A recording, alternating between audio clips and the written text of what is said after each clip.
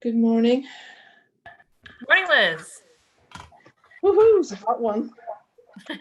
Morning, Tim. Morning, Madam Chair. You're muted, Lydia. I can't see anybody or myself, so I didn't know that I was still muted. We can see you now. We can see you and hear you. Hi. 1 second. Come on in. Sorry. Who's it here?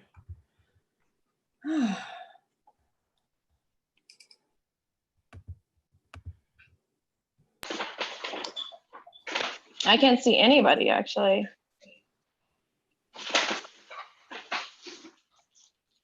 Oh, I see some folks in. Okay.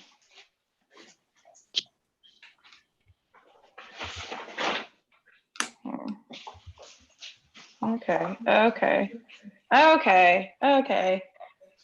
All right, here's everybody. Great. Is Matt coming on? Oh, Matt McCrate. I literally just said his name. He's here. He better be. He's in the attendee. He's our expert. He's in the attendee room at the moment. He's in. Okay. Can you also let Amelia Najarian? She's on my staff. Excellent. Okay. Okay. Can you see me now? Yes. Okay, Hi, great. Lisa. Hi, Mac. Morning, Hi. everybody. I'm only here, actually, I'm sorry, I'm only going to be here for a few minutes. I'll try to log back in a little bit. No problem. Thank you so much for coming in the time you could. So since it's 10:02 and we got some work to do, and I think we all are really excited to make this the strongest version of the condo conversion bill that we can. So I will formally just go ahead and start. Good morning, everyone. I'm Councilor Lydia Edwards, Chair of Housing and Community Development Committee. It is Monday, July 27, 2020, and we're here today for a virtual working session on 0389, order for a hearing regarding the condominium conversion protections in the city of Boston. I'm the sponsor of this, and it was referred to the committee on February 12th in accordance with Governor Baker's March 12th executive order modifying open meeting laws. We are able to have this meeting on Zoom. This enables us to continue out our responsibilities while adhering to public safety and accommodations laws and necessities. The public may watch this meeting via live stream at www.boston.gov/city-council-TV. It will also be rebroadcasted at a later date on Comcast 8/RCN 82/Verizon 1964. Written comments may be sent to the committee email and also will be made part of the record available to all counselors. So we have folks from the administration here. We also have been joined by my colleagues who I will announce. And I probably may not get the order perfectly, my apologies, but I have Councilor Bach, Councilor Braden, Councilor Sabi George. And that's it for right now. And we've been joined by the administration, Chief Sheila Dillon, Deputy Director of Policy and Research, Tim Davis, Director of the Office of Housing Stability, Dominique Williams, and I believe Amelia Najjar is with Tim Davis's office, am I correct? And the Policy Office of D&D. I hope I got everybody. Apologize if I missed anybody. The other, we've also been joined by, I have to just acknowledge our expert in the room, attorney, Mac McCrate, who's been working on this, is a friend to all and a guru in this particular area. As with most working sessions, this is about the work and getting into the language and making sure that we craft the strongest bill and ordinance for our city. I do not necessarily have to take public testimony, though I will if there's any folks who do want to join and may have a comment towards the end. But the focus is really being public about how we're negotiating and thinking about this law. With that being said, I'm going to just go ahead and turn it right over to the administration and Mac and really get down. Oh, excuse me, I apologize to my colleagues. If you had opening statements or any thoughts, feel free. at this time. Counselor Bach? Thank you so much, Madam Chair. Just really glad to be here. I think this is a really important update for us to do. And obviously, for me, this is the first session that I've been able to join as a counselor on it. So looking forward to the work. Counselor Braden? Thank you. I'm very happy to be here, sitting in my kitchen under a fan, trying to keep cool. I look forward to the discussion. I have so much to learn about this issue, and I look forward to participating. Thank you. Counselor Sabi George? Thank you, Madam Chair. And again, just happy to be here, but also just want to note for the record that I won't be here very long, but we'll try to tune back in and certainly review this meeting on, I want to say on tape, on whatever it exists. But thank you, Madam Chair, and thank you to everyone who's here today. Thank you. And to the administration, I didn't know if you wanted to walk through what we have right now, or do you want me to go ahead and walk through what we have and then you guys go through recommendations? Do you have a whole presentation? Kind of just open it up to. No, we don't have any, I don't have any formal presentation, Counselor. You know, we have all wanted to strengthen the condo ordinance for many, many years. Because oftentimes, you know, by the time someone does a condo conversion, the building is emptied out, tenants are long gone. We need to find a way that it is forward-looking, not, you know, relying on tenants who are being displaced to know their rights, etc. We are hampered by state law, and that's why I'm so glad that Mac is here, because he really he does understand you know, what state law allows us to do and not do. He is the expert. So just want to get into it, but I think we all, on this one, we all share the same, you know, goal. Absolutely. That we really want to make sure that tenants are not displaced necessarily for condo conversion. So I look forward to the day, not the day, I look forward to the hour or so. Thanks. Excellent. And just for folks' education, I'm going to go through what protections we have currently and also why we're doing this. We are doing this working session because the condo conversion law expired technically in 2019, and it was for a 5-year, a 5-year extension. So the original one happened in 2009, then it was extended through to 2014, and then it was extended again in 2014 to 2019. We understood that there was a lot of things we needed to get done, but it was coming towards the end of the year. So we extended the existing protections, which I will go through, for 1 year to give us the time and the ability to make sure we got the strongest law. Those protections include notice periods for elderly, disabled, and low to moderate income tenants to be given a 5-year condo conversion eviction notice before landlord convict or convert for a condo. All of the tenants are entitled to a 1 year. The right of first refusal to purchase the unit. Tenants are entitled to purchase their units before anyone else can buy them on the same or more favorable terms as those offered to the public. And this, they have a 90-day offer, right of first refusal. Relocation assistance. Landlord must provide elderly, disabled, or low to moderate income tenants with assistance in locating accessible and comparable apartments within Boston. Limitations on rent increases for those that do stay and those extended leases. The rent increases are restricted during notice period to percentage increases in the CPI or 10%, whichever is less. Just cause evictions are currently part of the protections. Tenants under notice may not be evicted without a good reason or cause, and landlords must provide just cause in court. And relocation benefit. The tenants who voluntarily vacate their units during the notice period and are current in their rent payments are entitled to relocation benefits from the landlord. As of December 3rd, 2014, when the ordinance was extended, it's $10,000 relocation benefit for elderly, disabled, and low to moderate income tenants, and $6,000 for everyone else. I think that I have summarized the basics of it. And in the last, we had a really good hearing where we learned a lot about the limitations of the law. And one of the biggest ones is that it applies to only buildings with 4 units or more. But we have found that majority of the condo conversions are happening in triple deckers. And so, as a matter of fact, I think it's as high as 89% of the condo conversions are happening in triple deckers. And so as a result, we are dealing not only with the fact that the law limits us in who we can protect, but also how much we can do to prevent their evictions, especially when, as Sheila mentioned, there's a lot of clear out. So people will just say, I bought the building empty, so I don't owe anybody anything.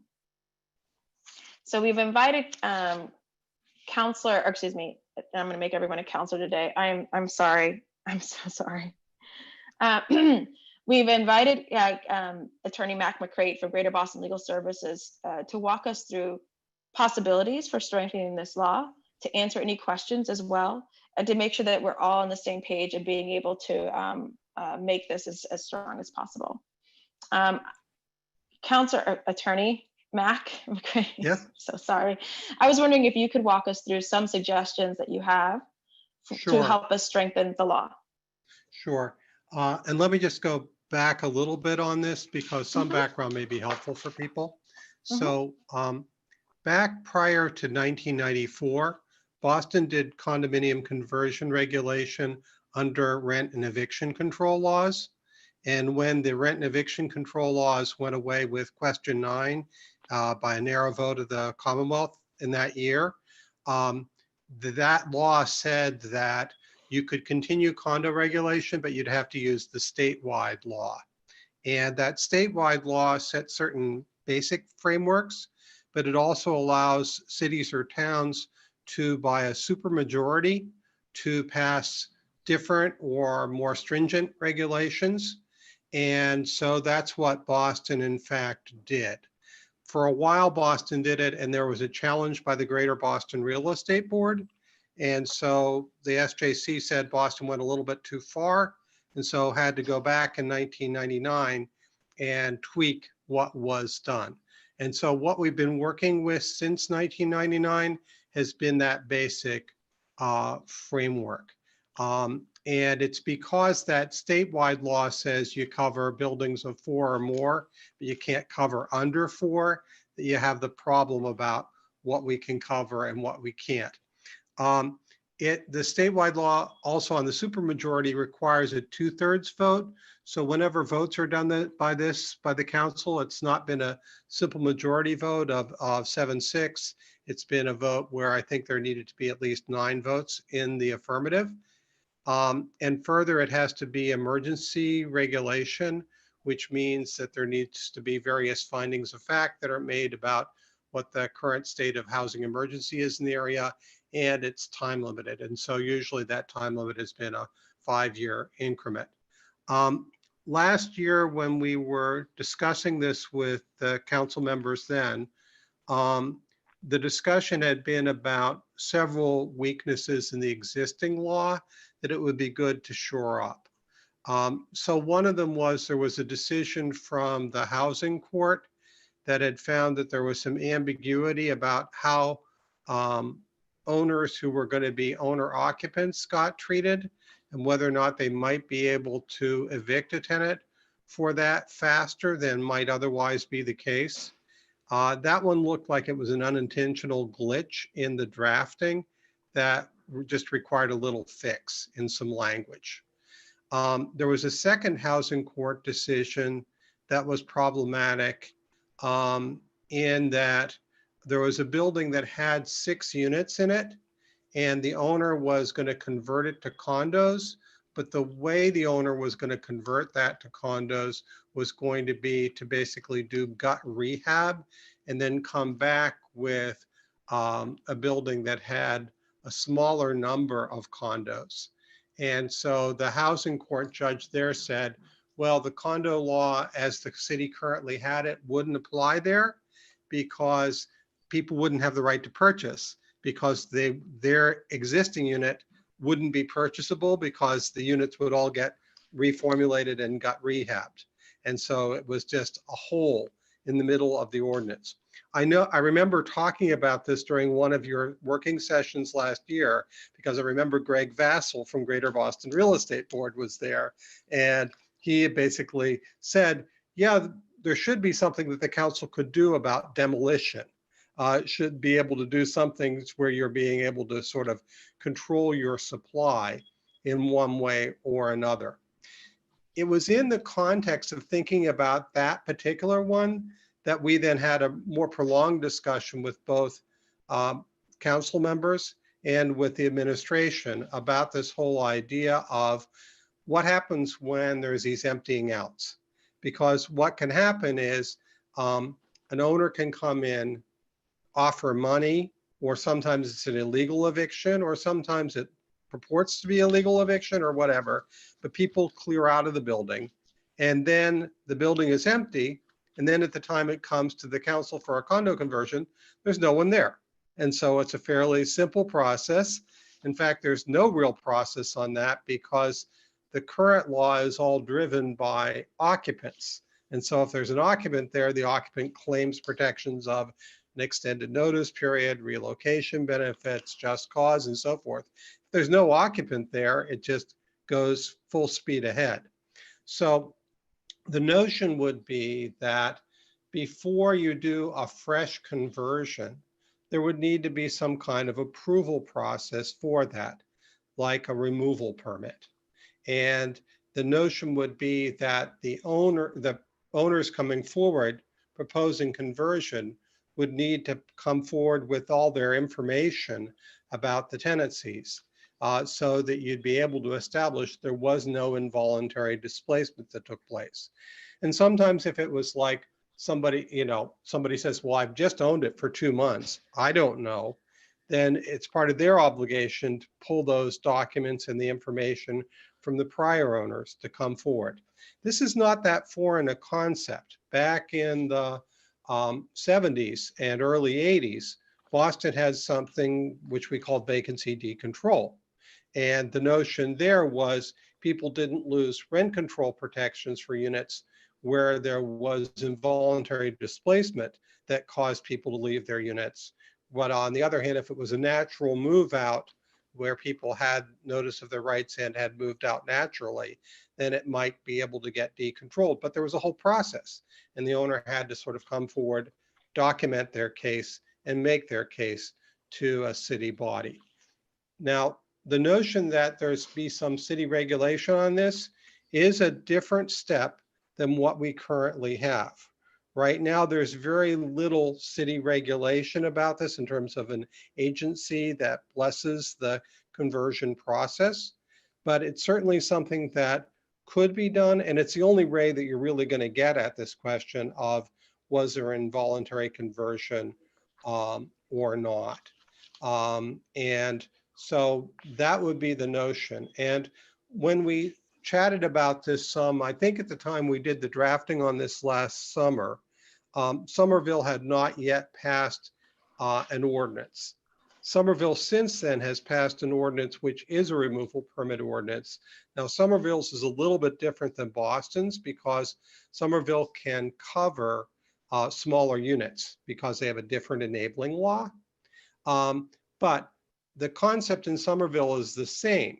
They too say, we need to really get at this question about what's going on here with these units and making sure that there's not been a pattern of displacement that happened that caused the units to be emptied out first, but that we're really serious about this so that owners don't have an incentive to just empty out, cash in. And so that part of the Somerville process is similar. I think I shared with council staff some of the regulations that Somerville's housing division has passed on this. How much of that you want to put in your own ordinance versus how much of it you'd give to whoever you're going to make be the body that would regulate this. That's really your call, but that's the notion. And so essentially, first I want to acknowledge we've been joined by Councillor Mejia and Councillor Flynn. Great. Councillor Mejia, I don't know if you had an opening statement or wanted to say anything. Councillor Mejia? Okay. And then Councillor Flynn. I'm sorry, Counselor Edwards, I'm on my phone and sometimes I can't find these little buttons, but I'm here listening along. And when it's time for questions, I do have some. So just thank you for hosting and thank you for giving us an opportunity to be a part of the dialogue. Thank you. We've also been joined by Counselor Janey. Counselor Flynn?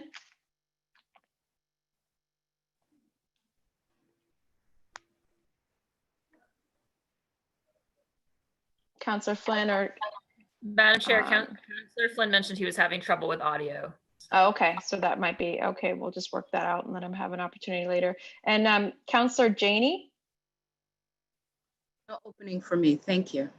Very well, thank you, Counselor Janey. Just for the colleagues that just joined, we are going through, Counselor Flynn, I see you. Can you hear us? I might have a problem with audio. So we were just going through a little bit of history about the condo conversion, and also one of the biggest, I think, honestly, it's the biggest issue that we have, which is building clearouts.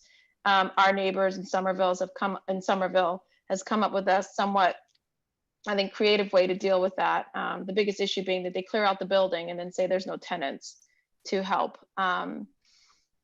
with the, or no tenants to actually provide information about. So we're going to work through, I think it's a very innovative way, and I'd love to hear the administration's thoughts on this removal permit and how it might work and who would enforce it in Boston, if possible. And then I don't know if any of my other colleagues after me or after the administration speaks, maybe has some collective ideas and thoughts about what we could do. So I will turn it over to Sheila Dillon. I see Counselor Flynn. I don't know if you can hear me, but I have seen your text messages. I'll see what I can do on the back end to help you participate. Sheila, Counselor or Chief Dillon.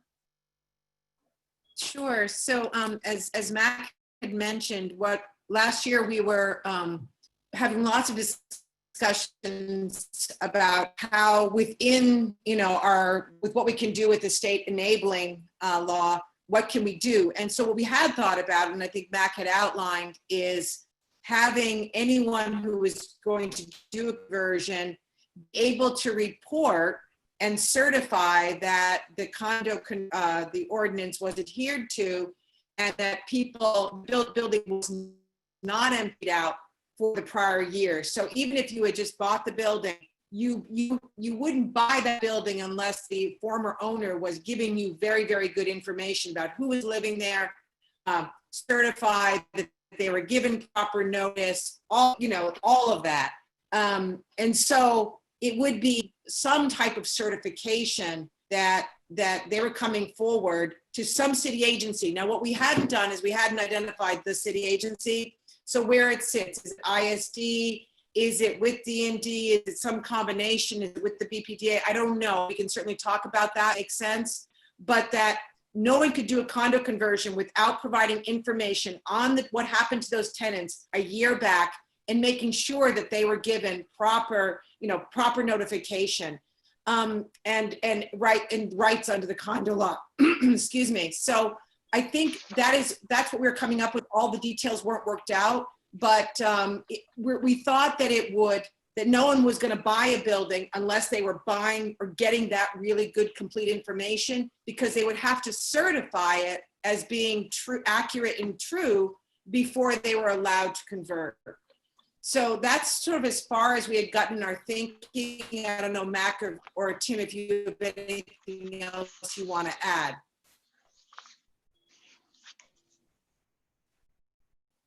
Maybe not.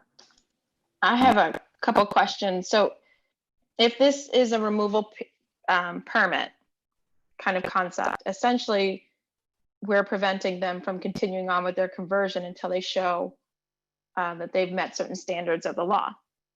Correct. And I understand that they would have to submit for a variance or submit a certain permit. They'd have to acknowledge to the city that they are trying to create condominiums. It's not like they can say, I'm submitting for, I don't know, converting a 2 to a 3. I mean, how would we know, I guess, is my first question. So when you go to submit to make, right? So if they're submitting for a condo, I would like to take the triple decker in East Boston and make 3 condominiums. I'm assuming that that's given notice to the city. Then the entity that gets that notice, I think, is ISD. And shouldn't they be the ones then that turn around and say, where's your demonstration of providing notice to the tenants? Right. So right now there is no scheme about who that goes to. And again, let's leave the 3 unit out because we don't have coverage for 4 3. units, sorry. Let's say You're it's a right, 4 you're unit. Okay. Okay. So right now there may be other things that are required for ISD, such as showing construction, showing whatever else is required for the rehab that they're planning for the property. But there isn't any requirement with ISD to give the notice. And in fact, when the revised ordinance was passed by City Council in 1999, it basically, there wasn't any requirement to upfront notify a city agency, but instead, what would happen is the residents would have the right to petition a city agency if they thought, I'm not getting the right information. Or for example, I should get a prolonged notice period, like a 5-year, as opposed to a 1 year, because this owner is saying, I'm, just a regular person, but in fact, I'm low to moderate income or elderly or disabled.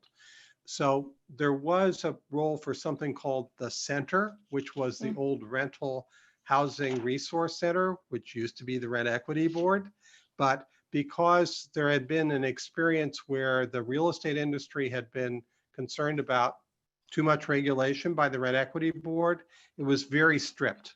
So what was in the 1999 law had very little role for that center. There is no rental resource center anymore. It was based at DND for a while, but it's kind of folded up. So the Office of Housing Stabilization, I think, is the closest successor to that body in terms of sort of role that it takes, because the role is different than, say, the ISD role. ISD role is far more looking at construction, whether or not there's disruption happening to services during construction, things like that. And probably would be more so an entity within DND, but again, I left this is an issue to be sorted out between the administration and council. I certainly wasn't going to venture into that thicket about where people. Oh, come on in. The water's fine. Come on in. Enjoy. Okay, so the question, I think, for a lot of folks and for my colleagues, the issue that we're trying to resolve or think about is, again, the building clear outs. And when the building is empty and people then purchase it, they say there's no tenants to give any rights to. Right. So that's one thing. And the other, there are other major components of the law that also are up for improvement, like the notice periods. Councilor Flynn had thought about extending those. The right, I think the limitations on rent increases, wanted to talk about those, and also increasing the financial rent assistance. So those things are to come. But I wanted to make sure that folks were on this topic about the loopholes, because none of it comes if there are no tenants there, as they keep saying. Right. That's correct. And I think the only thing the council has done in the past is on relocation benefits. So other than that, the basic framework, that's been the only enhancement that's been done since 1999. Yeah. Oh, so we're due for an upgrade, I'm sure. Yeah. So for those who,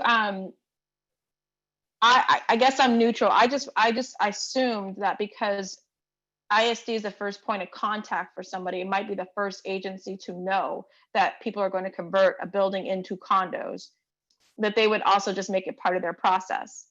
How would we envision, would a person then have to go to ISD and then ISD says, OHS, this person's here to do condos, OHS confirm or talk to them, or how in terms of administrative burden, how do we move this? I will just put it out there, I think it makes a lot of sense. It makes a lot of sense to have this kind of, and I don't know if you want to call it a removal permit, because does that require an ordinance for us to create that new permit? It requires tweaking your ordinance, but it doesn't require new enabling authority. No. I mean, in terms of, we're creating a new permit. Right. Can we do that in this ordinance, or do we have to, are we updating the zoning code? You absolutely can do it in this ordinance. Are we updating the zoning code by doing this in this ordinance? No. Okay. I'm I'm really trying to make sure we hit all the points. That's honest to goodness. So I'd love to hear from you, Dominique, as the director, your thoughts of how and where this could flow. Chief Dillon, you know, just assume I'm a normal person. I bought a 4-family. I want to make this a condo. Tell me what I have to do now. I'm going to go to ISD and then this new removal permit. So what do you envision? I don't know if we want to use removal permit, Mac. I don't know if there's any reason we have to use a removal permit. It's just got such a long history that people might confuse it with, you know, what happened, rain control, et cetera. So if we said you have to get a permit to do a condo conversion, you go to ISD, I assume that you're applying for building permits as well. It's probably part of this, because most of them are renovations. Right. And then ISD says, oh, yep, you've checked the, I'm making this up. You've checked the condo box. If we want to go the Office of Housing Stability route, you need to work with them to to see if all of the tenant work, notifications, displacement, et cetera, has been done properly. And no one was displaced because of this. It wasn't emptied out with this intent. And then I assume that OHS, if that's what sort of the administration decides, would give a developer a clean bill of health and say, yes, the building's been vacant for 5 years. It's been a derelict shell, whatever, you know, they find. And then it goes back to ISD and the person gets their condo permit. I'm making that up. I think it needs further discussion, but I could envision something like that. Could you envision in general, no matter what, that they would have to go to OHS and OHS has a packet that's uniform and clear, maybe multilingual, and that it's done, you know, like, because this is assuming that they're saying, yes, I did everything, and they can prove to OHS I did everything. I'd rather just take that burden of proof away and just simply say, I'm going to make some condos. So as a result, I need to get this special permit or demonstration, and I go to OHS. OHS gives me the documents or gives me what I need to give to the tenants, or gives me, you know, or I prove to OHS or something that there are no tenants there, which is over the last year. Which is going to be the case. I think most developers are going to show up with an empty building, and they're going to say, I bought the building and the owner has certified that the building has been vacant for 366 days or whatever, because, you know, I think, I bought the building and 6 months ago, the owner said this might happen. I'm going to sell the building. It might happen. So I'm going to give you notice. And everybody took the relocation benefit that is pursuant to the condo ordinance. So I think they're going to have to certify that whatever we determine is the right set of things that they must do, they're going to have to certify that those things happen before they can move on and apply for a condo permit. Okay. I think. And Mac, does that, Mac's my go-to. Mac, does that sound right? I think that's right. I mean, the thing is, let's say you call it not removal permit, but just a conversion permit. But you're going to have to cover both worlds. So it's both going to be the vacant building, but you're also going to have owners with occupied or semi-occupied buildings that may be coming for conversion permits too. And for those, they're then giving the tenants the packet at the same time. They're saying, you know, if this gets approved, here are the whole sets of rights that you have. So you'll have both populations there. The other thing that you might have as a trigger, and I know this used to be a trigger with rent equity, was taxes. So the assessor's office oftentimes was often the very first place that found that a place was going condo because it was going to change the assessment. wow. But that would usually be a year after the fact, no? No, it was actually done up front. It was under Traeger. So it used to be that there was actually a fairly close relationship between assessing and rent equity about all of this stuff. So it got moved from one office to the other office when that was happening. Okay. This is Tim Davis. One thing that we do now is that we monitor conversions. And so if there is a master deed filed at the Registry of Deeds, we know about it fairly quickly. So whether you just formalize that process, that could be something for further discussion as well. Okay.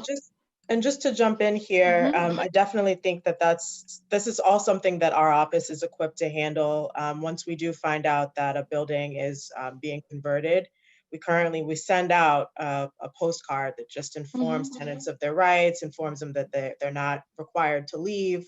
So we could certainly put together a packet that's more substantial than just the postcard. I think we have the tools to be able to effectively manage the amount of mailings that would need to go out from this with our Salesforce system, and kind of tracking where some of the potential turnover could be. So I'm on, our office, OHS, is on board with all of this. And just so to give you an idea of the volume, we're getting about 23 buildings with 4 more units per year. So it's not a substantial number of buildings each year. Kim, do you want to tell folks how many smaller buildings are getting converted? I have that number. Well, Councilor Edwards got the number correct in her earlier. It's 89% of the buildings that are being converted are 1 to 3 unit buildings. And so we may have about 240 buildings per year converted, but only 23, or only about 10%, 11% are the buildings that might be covered by this ordinance. Just to give some data for my colleagues that Sheila or Chief Dillon actually gave us, I think in the prior hearing, in 2,939 units were turned into condos between 2014 and 2019. And that is compared to only 1,312 in the previous 5 years before the last change to the city ordinance. So that's about 124% increase in conversions. Dorchester has seen the most conversions over the past 5 years, 198 buildings, followed by East Boston with 163. And now state law forbids regulation of properties with fewer than 4 units, which according to our numbers, the conversions in properties fewer than 4 units account for 89% of the condo conversions. So what we're talking about right now is 11%. In Suffolk County, middle income households have 74% of income needed to purchase a mid-price house and only 66% of income needed to purchase a mid-price condo. In 2018, over 20% of condo sales were over $1 million. So those are just some of the. Yeah, one other population that's actually protected, but it isn't affected one way or the other by proposed changes we're talking about here, is there are some people that are in buildings that got converted a long time ago, but because of the prolonged 5-year period, and it's not just presumed that because a building was converted, you're actually going to be evicting for the purpose of condo conversion eviction. Once an owner realizes I've got to do a 5-year notice for that, sometimes they'll back up and they won't proceed with that actual displacement. So there are still people that are actually protected under the old rent control laws that had what were called eviction ban status under that system that are still in their same apartments. I still get those calls from people in Brighton, Roslindale, a few other locations in the city. They're few and far between, but they still exist. Whoops, can't hear. Sorry about that. Thank you. Yep. I'm going to turn it over so my colleagues can start asking questions. Again, we're kind of on the clear out issue before we get to the other improvements that we already have. So I have, again, Councillor Bach, Councillor Braden, Councillor Sabi George, if she may have stepped out, Councillor Mejia, Councillor Flynn, and Councillor Janey. So Councillor Bach.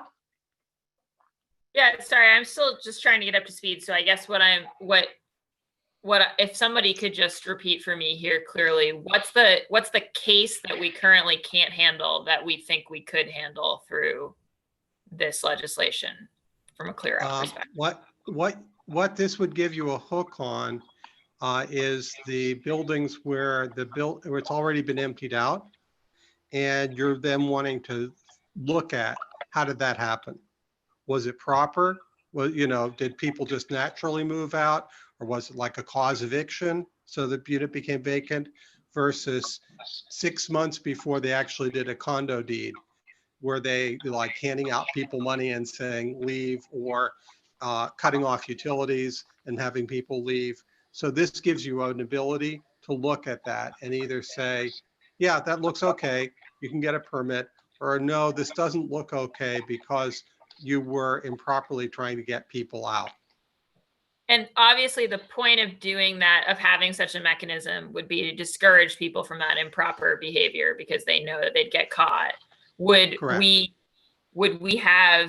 Do we have the latitude within an ordinance to impose a penalty? Like what could we conceivably do? Like, I get that the point here isn't the penalty. The point is using this as a way to discourage the action, but for it to discourage the action, there has to be a plausible penalty. So like, what conceivably could that look like?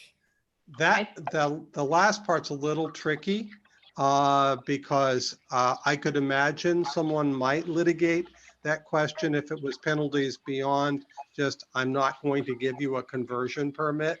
Like, I'm going to find that you committed a violation of quiet enjoyment or 93A or something like that. Whether or not that could be done within this ordinance or not, we'd probably need to check with Corporation Counsel on some of those issues. But you could try, and you could write the ordinance in such a way that if there were problems with that, it wouldn't affect the rest of your scheme.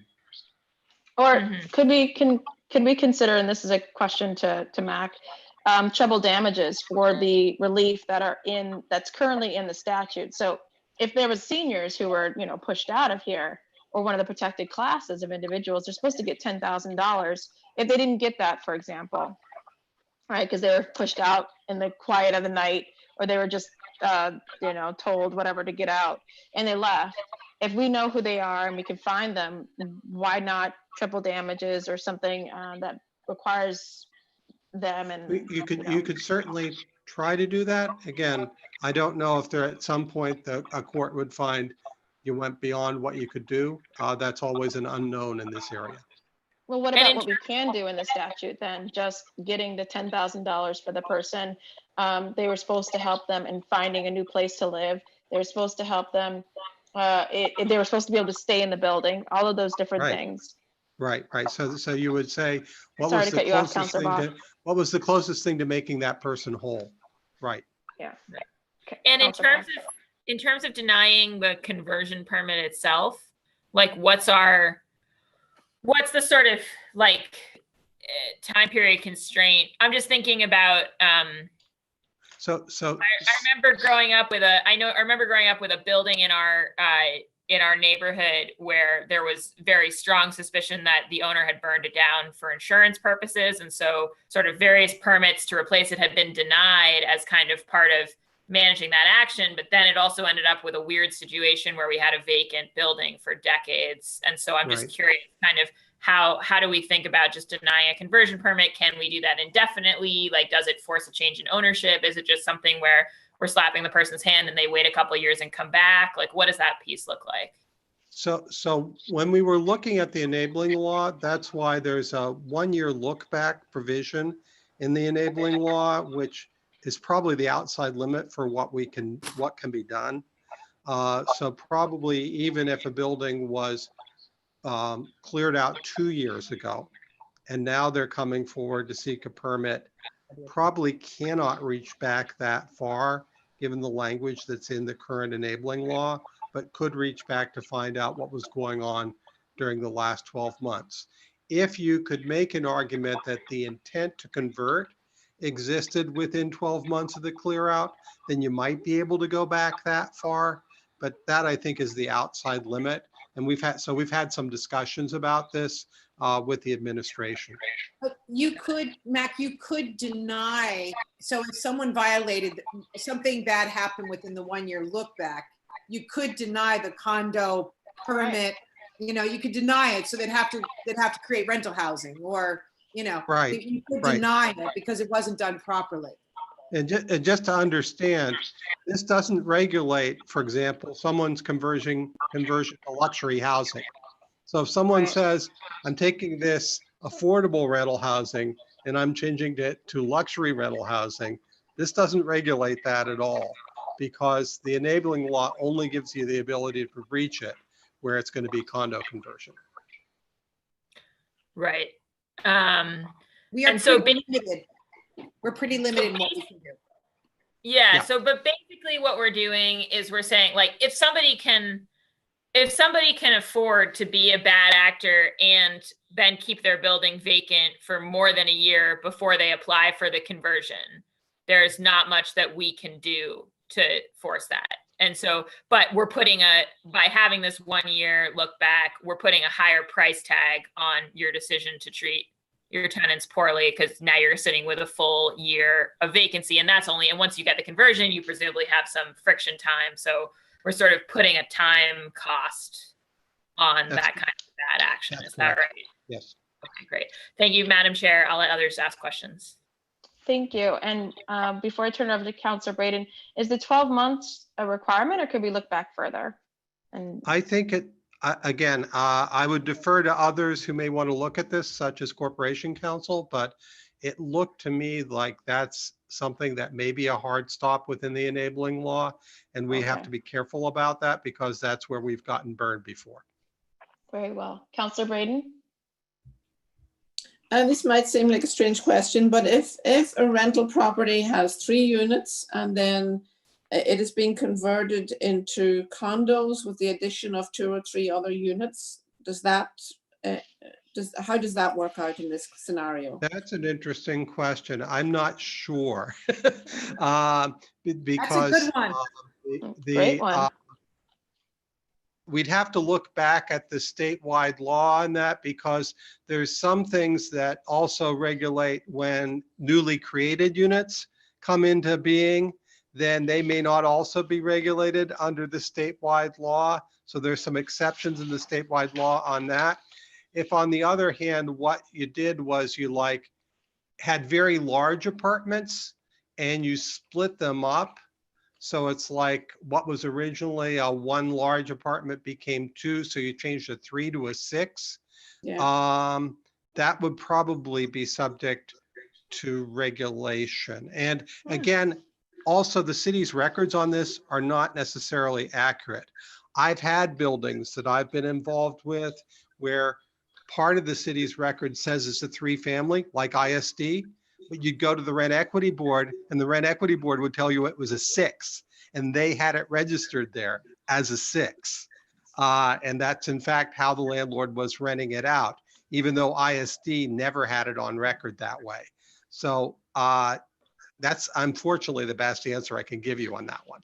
Yeah. But others may have thoughts on this.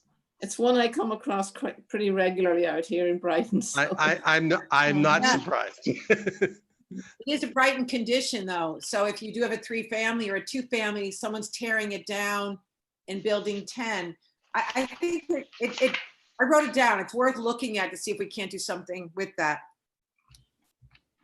Yeah, the other strange thing that's happening out here, and this might be a completely different scenario, is sort of the other way of going, is that we have instances of people who get permitted to build new condominiums, and then they say, oh, the market's too soft and we're going to go to rentals, and that's a whole other ball of wax. So I'm not even going to get into that right now. Thank you, Councilor Braden. Councilor Sabi George had warned us she may have to step out, so I'm gonna go to Councilor Mejia and Councilor Flynn. I don't know if we resolved the issues. Can you hear us? Hey, Councilor Edwards. Excellent. I can hear you. Did you want to Thank you, make any Councilor brief Edwards. statement, Councilor Flynn? Because you couldn't before. Yes, thank you. Thank you, Councilor Edwards. I just want to say thank you to Councilor Edwards, to you for the work that you're doing on this important issue, along with Mayor Walsh's team. But Councilor Edwards, you're really doing the incredible work of making sure the low income residents, their voice is heard. So I want to acknowledge that. It's an important conversation that we're having because of the housing crisis that we're facing in the city. And with the pandemic, the ongoing pandemic, the situation may be getting worse for many tenants, as we know, because we feel those calls every day. And I'm glad to know that the elderly, our seniors, persons with disability, low, moderate income tenants I think they must be given a 5-year condominium or cooperative conversion eviction notice before a landlord can start an eviction action. And I know that we extended these protections in 2019, but we should still consider potential updates on a condo conversion ordinance, especially considering potential shifts in housing.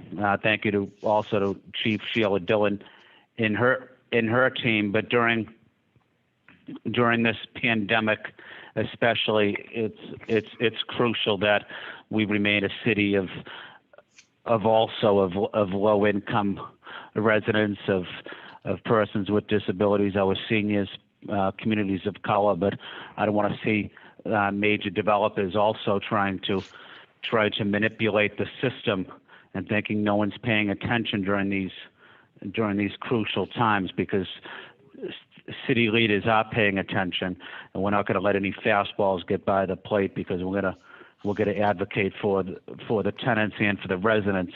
So I just want to be clear that we really have to pay close attention to any developer that wants to be cute and wants to try to manipulate the system to their advantage.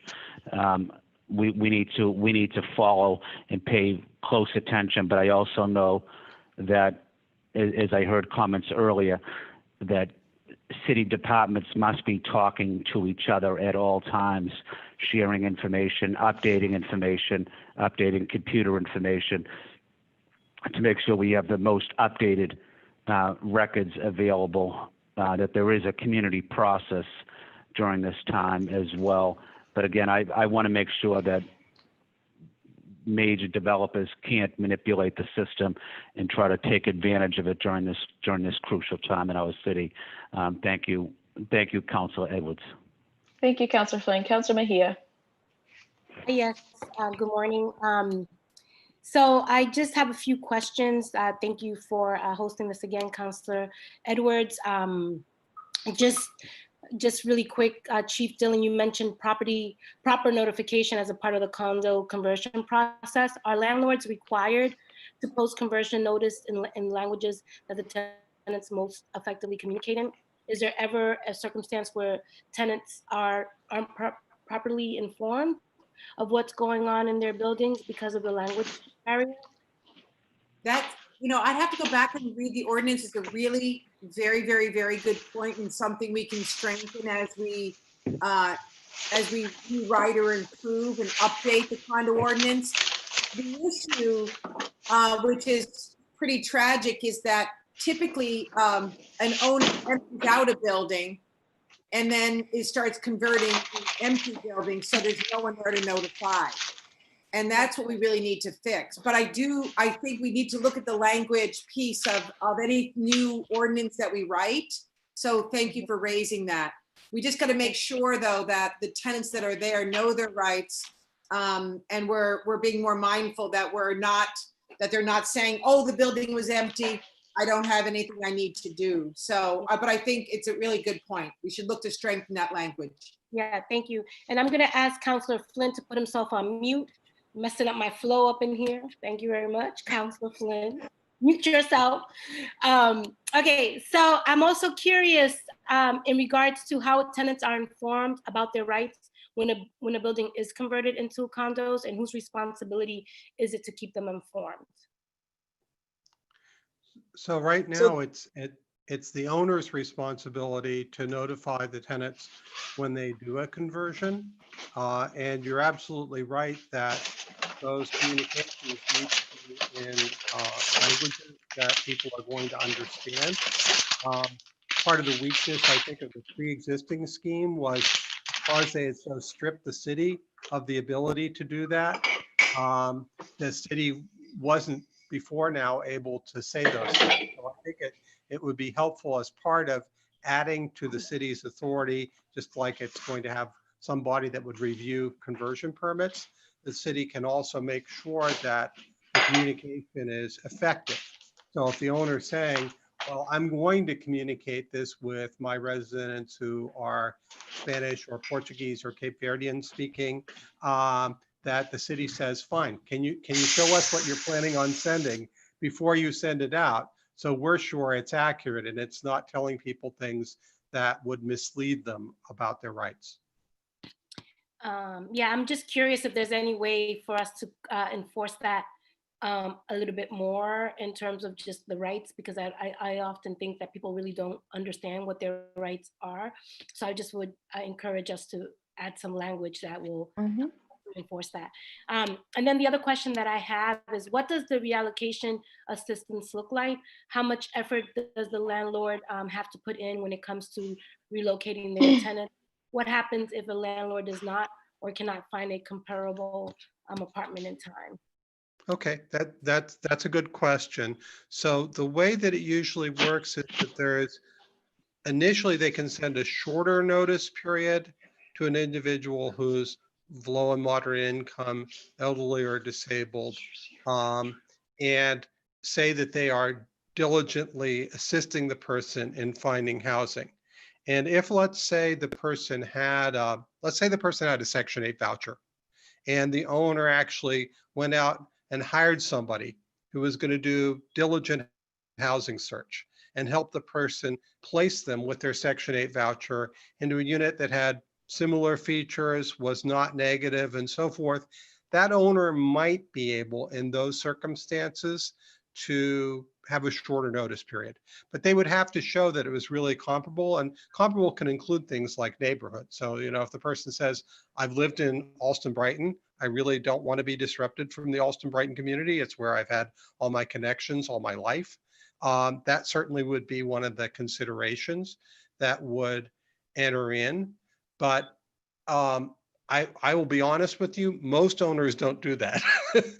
Most owners don't devote that level of attention to helping people get what they need. And so when that happens, then people would get the benefit of the full prolonged notice period of the 5 years. Others can add to this from sort of what the experience has been with the city on that, but that's my understanding. Is it possible for us to add during this process just some language around the accountability piece of that to ensure that landlords are doing their due diligence to ensure that they live up to that? Is there a way from an accountability standpoint to be able to push to ensure that that does happen, or even create a dashboard for when it doesn't, that we know who these usual suspects are? Sounds like a good idea. Yeah, I think it's a good idea. I think we can, Mac, I don't think we're going to violate state law if we gave some more meat to what relocation assistance means or could mean. And then my understanding is that if we were providing a condo permit, if you will, I don't know what we're going to call it, or approval to condo, that that would be part of the criteria. We'd be looking at whether or not the owner provided that in a meaningful way, that met the requirements under the ordinance. Yeah, and I have one last question. This is the bonus round here. I'm just curious in terms of when the landlord or the person who's going to build the condo, when they apply for it, is there a way to look at the medium, what the income is in the neighborhood, and make sure that if they are going to convert it into a condo, that it's financially reflective of the neighborhood that they're going to be building in? Is there a way, or is that illegal to do something like that? I'm just curious. Like I think about people being displaced, and I think about just this whole notion of people coming in and building condos. Is there a way for us to add a clause or a line that will hold the condo creator to the medium income of the neighborhood and the lower end of it, actually? I I was, Go ahead, I was, Terry. I was thinking that, and this, due to the limitations in the state law, which seems to create rights and obligations between the tenants or occupants and the new purchaser. But it doesn't create any obligations or burdens or anything from between the new purchaser and the general neighborhood. So I think we're limited by state law. They absolutely have to, Councilor Mejia, if the person is existing there, they have to keep their rent and they are limited by how much they can raise the rent every year for that particular person. So they would be, hopefully that person has a decent rent or a rent that they can sustain. But I don't think we can create, I like this idea. And I think we're going to look more to expanding that analysis in the zoning code that we're talking about, the other amendment, the larger one that we're working on for fair housing, that we are absolutely including that analysis for those larger projects. We're doing that. But for this small, I don't believe we can create a general obligation between me as a purchaser and the area I'm purchasing in. Turn it over to the expert. I tend to agree with that. There are a couple of things to think about. One is there is the right to purchase. And so there might be a question of making sure that the residents who have the right to purchase are connected with whatever city programs and other things that are out there. So that, for example, if there was soft second or things like that, there was a way to sort of express those. In those few instances where, in fact, it might work. The person might, in fact, it wouldn't be so expensive. In many cases, unfortunately, it is going to be too expensive for people to stay, but in some cases it might work.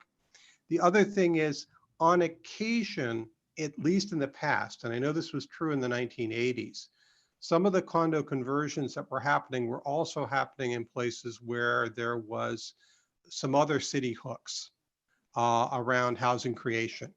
And so what the city actually did with those was allowed conversion, but then there was some new affordable housing that was created in those blocks. So there actually ended up being some BHA Chapter 705 condo units that actually were created as part of a conversion. I don't know if that's, I kind of don't think that's the economy we're in right now. I think that was kind of unique to the 80s. But on the other hand, if those handles exist, definitely they should be used to try to leverage whatever affordable housing opportunities you can create. No. Any other questions, Councilor Mejia? No, but and I'm gonna be leaving and coming back, so I have to check in that I have. Okay, thank you so much, you guys. Thank you, Councilor Mejia. Great ideas. Thank you. Councilor, we heard briefly from Councilor Flynn. I don't know if Councilor Janey had some questions. Quickly, and I apologize. I've been, No. Can you hear me? My video's Yes. going in and out. You are fine. We can hear you. Yeah, I've been in and out of the hearing, so I apologize if I'm repeating. But I just wanted to be clear. We're talking about 4 units and below. So nope, small 4 units landlords. and above. 4 units and above. And above. So are small landlords protected the same way we would seek to protect them when we were looking at short-term rentals, for example? So I guess if a smaller landlord of a 3-family house wanted to convert, are they able to do so? Do they have additional barriers?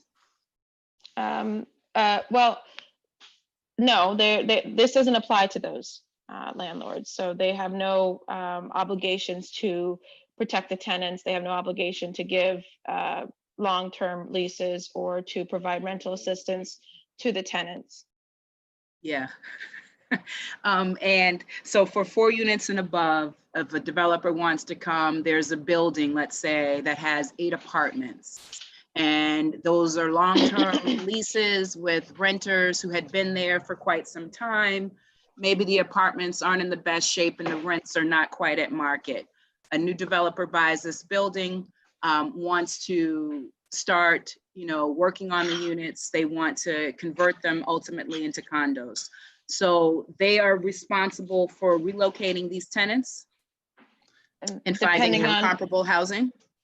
Their response, there are yes. several obligations that they would have for existing tenants. I can go through them, or Mac, you probably I mean, wrote I them, heard so you can go- earlier, but not having like the presentation in writing, it was hard. I heard you earlier in the hearing going through some of those. Yes, but you are correct, Counselor Janey. For and up with existing tenants, there are certain obligations, notice periods, so extension of the lease for 5 years. For elderly, disabled, low-income individuals, 1 year for others. Right of first refusal. Those tenants To have a buy, 90-day right. right? To purchase the Yep. condo itself? Excellent. Correct, at market, and limitations on rent increase. So if they stay in there on their extended lease, as we just mentioned, they would, the landlord could not increase the rent more than 10% or CPI, consumer price index, I think it is. Am I saying that correct? And then You are. relocation assistance as well. They would be obligated to do those things. They Wonderful. couldn't And are they evict them but for limited? just cause eviction. Are they limited to where they would relocate? I mean, Only ideally, in we the- want Boston residents to stay in Boston, but are there, if they couldn't find something comparable? Yes. So, I have, that goes to go the ahead. 2 versus 5 year notice period. Mhm. So during the first 2 years, if the person, let's say I found a comparable unit in the same neighborhood for that person, I might be able to limit their notice period to 2 years rather than 5. Again, it's extremely rare that you'll ever see that, but I guess it would be theoretically possible. And are both the landlord and tenant able to look, or is one responsible for looking for something comparable? Like, whose burden is it to find something comparable? The owners. It's the owners. Yep. Okay, great. I love that sailing, Chief Dillon. Thank you. Counselor Janey, any other questions? Since we're talking about homes, Yeah, I think go that's ahead. it for me. That's it for me on this round. Thank you so much for that. Thank you.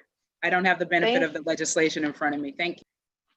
Thank you. And we will absolutely, we can get that out to you. Apologize, Counselor Janey, for that, for the working session. So we've gone through the round with the with the counselors, specifically on the rental or the condo permit. And I do think that that makes sense, and we should certainly work on some language about what that could look like within this. Within that language, looking at, as Counselor Mejia mentioned, make it effective or demonstrate a burden that they did attempt to reach out to the tenants in the language that they predominantly use. I think it's worth us doing the research about taking a 3-family and going up to a 4, 5, 6, or 7, and whether the statute would allow for us to attach that. I would like to. And then looking at the dashboard, or to be able to track who's doing the conversions and if they're violating the law. If they're, been several times been told that they're not able to or have violated the condo conversion. That's a big deal, I think. And then I just going into now the other provisions of the law. And this is on the notice periods. Right now, again, it's 5-year notice for elderly, disabled, low to moderate income tenants, and 1-year notice for others. Could we change that at all? Make everyone 5 years? Can we go over the 5 years? That's a question for notice periods. I'm just curious. I think you could go over the 5 years. There's nothing written in stone about 5 years. Whether or not you could change the other one, and at some point, whether or not you'd get pushback, that's another question. I'm not sure about that. Mac, is the 5 years in, so is there any limitations in the state enabling? I'm sort of looking at your summary, but I don't. Sure. So the state enabling actually has 4. So the state enabling has a 4-year maximum period, but Boston has had 5 for quite some time without any challenge to that. Until now. And so, you theoretically could do longer, at some point you might begin to get others on another side lobbying about this. Would it Yeah, make sense? Yeah, we will, if we, just being practical for a split, if we do change it radically, I think we will have some probably legal challenges. So I just want to make sure that we, don't waste a lot of time doing that. Yep. Agreed. I mean, I think the biggest hurdle we have is to get it to work, period, because they have the clear out. So, I mean, I'm not going to die on a hill for this, but I did want to know what was available to us. Yep. My other question, looking at right of first refusal, there's a 90-day right to purchase. Is that limited by statute? Can it be made a little longer? I think you could make that longer. Again, unless 527 specifically says you can't do more than this, then I think that's the only language you have to worry about. And chapter 527 is that kind of language, which is where we get into with the 4 units. But I think on the 90-day, you probably do have flexibility on that. And do we need to put in here, for example, I know with TOPA and other laws, they have a right, they have the right, or they can assign that right to a nonprofit or somebody else.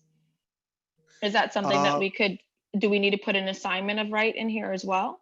Because So I believe many tenants cannot afford or organize or get the funding in 90 days, but they might Right. be able to work with a local CDC or work with somebody else that be willing to purchase, or they can assign their right to purchase with them to them. So we should take a look at that. There was language that was added to one of the statewide amendments to chapter 527, which talked about assignment of rights to like a city or town where it was trying to create affordable housing. And so it was in that context that language was added. So we should look at that language because it's both an opportunity, but it may be an outside limitation. So we just need to be sure which way it works. I would be very interested in at least having that as an option if the city of Boston could be at the table.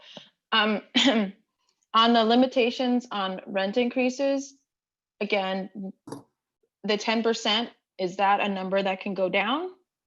I think so. So I think you've got flexibility around some of those issues. Again, it needs to be a fair net operating income.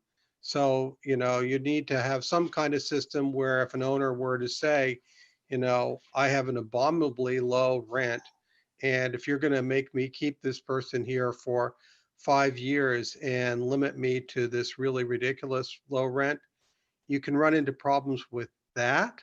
But as long as that can be reviewed or something like that to avoid hardships, then I think that would be the way around that. And again, I don't think the CPI or 10%, CPI probably, but I think the 10% you probably could mess around with. We should take a look at that. And then there were certain suggestions about the relocation assistance that we should be more specific with what that looks like. And I didn't know if how specific we could be in terms of,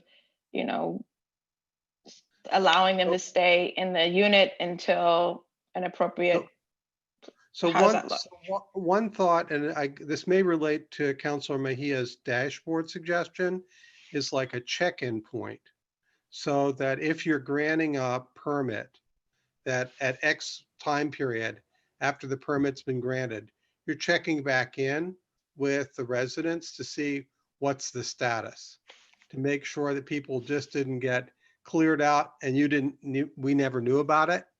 And to see if there's some manipulation going on, or if on the other hand, it's all pretty straightforward. Maybe the person put in for public housing and they're waiting for their name to come up on the BHA list. And that's really what they want, so it could be a different conversation with each person, but having a check-in might be a really good thing to put into part of the regulatory system that could be done once you've granted a permit. Okay, so a check-in, and also who would be responsible for that check-in? OHS? might make sense. I'd leave this to the city about what they think on this. Okay. So City of Boston would check in on the tenants. Okay. And that leave that open. And then there was the question of the relocation benefit. There was certainly some asks about increasing it. The $10,000 for low to moderate and income and elderly disabled to go to 15,000. And then for everyone else, which is currently at 6,000, to go to 10,000. I mean, if you think about it, it does, at least for the everyone else, going to 10,000 makes sense. I mean, we're giving out $4,000 checks right now for rent assistance and hoping it, they could stretch it. $6,000 seems, not, I don't think you could do first, last, and security on that sometime in many cases in Boston. I think in the past, we've looked at rent in various neighborhoods and said first, last, security, maybe rent, so we should do the calculation again and sort of see where it takes us. We've never factored in, but maybe it was short-sighted, do people need ongoing rental, supplement? We just thought, I think we were always concerned about challenge, so we kept it to the first, like what would moving costs total, not what a supplemental rent be.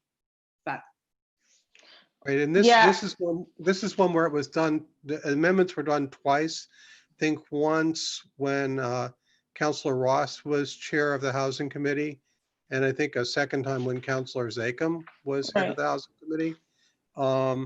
So we should just take a look to see how long ago it was that we did the last revision and what they might have done back then, and then sort of do updates. Okay, that makes sense to me. I just feel, I hope I don't sound ridiculous, but I do think the $6,000, at least being everyone at 10, makes more financial sense. But okay, I just wanted to make sure I walked through the rest of the parts of the benefits about updating them again. Councilor Braden? I don't have any questions. Thank you. Councilor, sorry, George maybe out. Councilor Mejia? Oh, Councilor Bott, there you are. I didn't see you. That's why I swear I didn't skip over you intentionally. No, no worries. Bach? I'm all good, Councilor Edwards. I just didn't want you to think I was gone. Okay. Councilor Mejia, I know she was saying she was coming in or out. Councilor Flynn?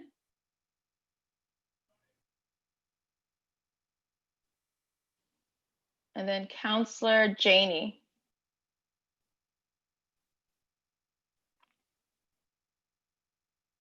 No, I'm okay. Okay. Thank you.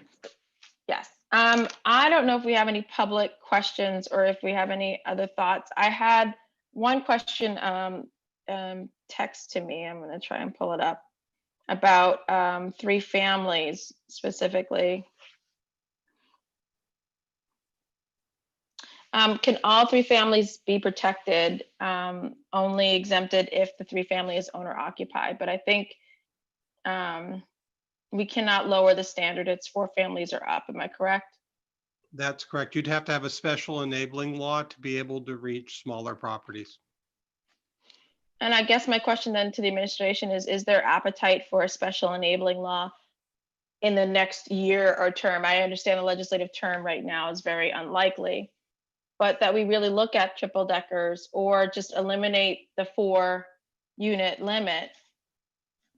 Is there an appetite for that or thoughts around that? I think it hasn't been our legislative priority, but I think we should talk about it, Counselor. Mhm. Given, maybe I'm just discouraged because especially today about 4 or 5 amendments are going to be discussed at the State House. Yeah. I think it's going to be very hard, if not impossible, to get passed. But, I think we should talk about it. I don't have an answer right now. That's fair. You came in to talk about this legislation, not proposing other ones, so that's fair.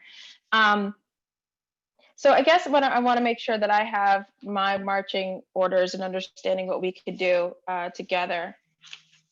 One is the language that you have for creating this permit.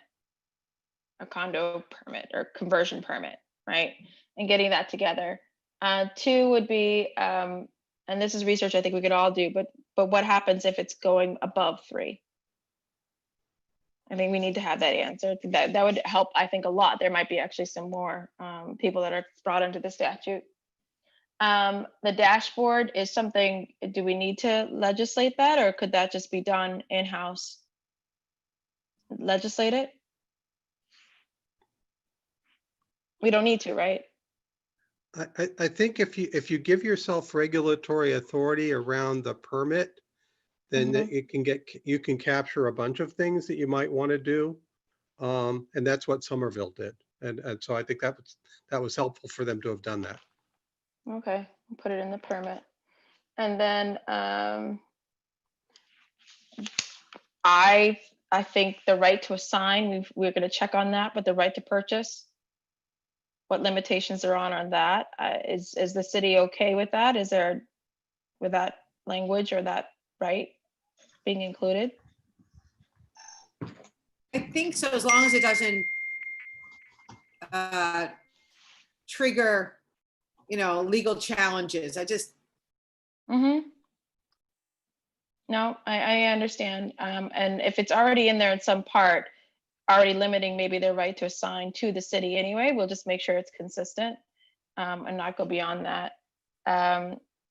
I just want to be clear to folks. I understand your concerns, Sheila, that if we push too much in revising or increasing this, then what little protections we have will be challenged and likely be caught up in court. Though I do trust the legal team. We went up against Airbnb and we're quite successful, but I do think the real issue is getting this to work as it is, period. Right? That's true. I don't want to risk what we have or what we could strengthen for relatively some gains that may not. They'll be as good as the piece of paper they're written on. Yeah. Okay, well, I'm excited to work on the permit language and making sure we get something where all of the colleagues are comfortable with it. So it's 11:22, and unless my colleagues have further questions, or unless the administration has further questions about this. No, I think, there was just a couple of other ideas that came up that I think we need to explore some language on. And I did really strengthening the language, how are people being communicated with, and are there appropriate languages being used? And then Councillor Bach had mentioned, what are the penalty for violations? And I think we need to explore that a little bit with Corporation Council. Yep. Right. Excellent. All right. Well, I'm going to go ahead and end this working session, and we're going to get to work. I want to thank you all for being here, for hanging out. I apologize to my colleagues who are going to come and try and log back on after they've stepped away, but thank you. This working session has now ended. Thank you all. Thank you. Appreciate it.